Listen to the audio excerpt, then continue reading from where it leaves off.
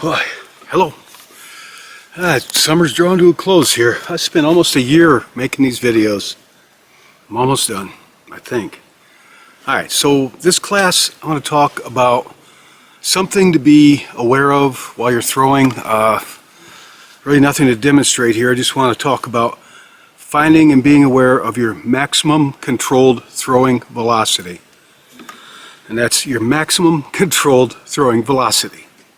A lot of words for how hard and fast you can throw that knife before it starts affecting your accuracy in terms of hitting point first and hitting your target that you're throwing at.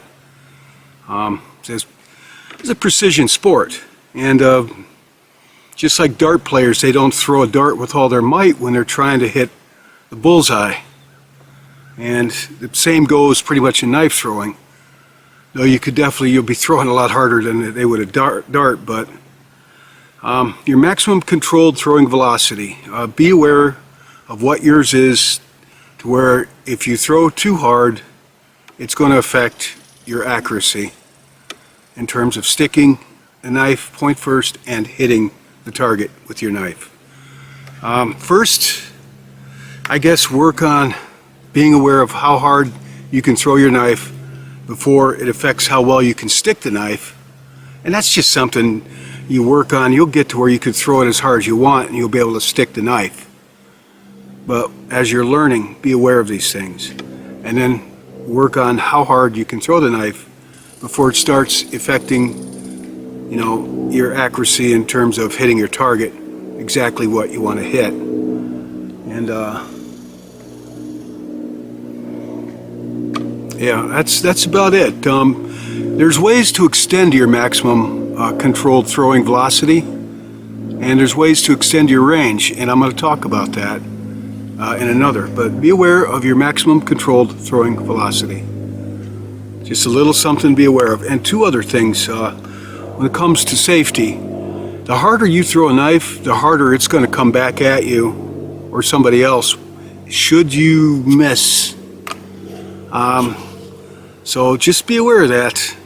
I mean, if I throw with all my might and I have a bad throw, it's going to come back with equal force, or close to it if I really fudge it up.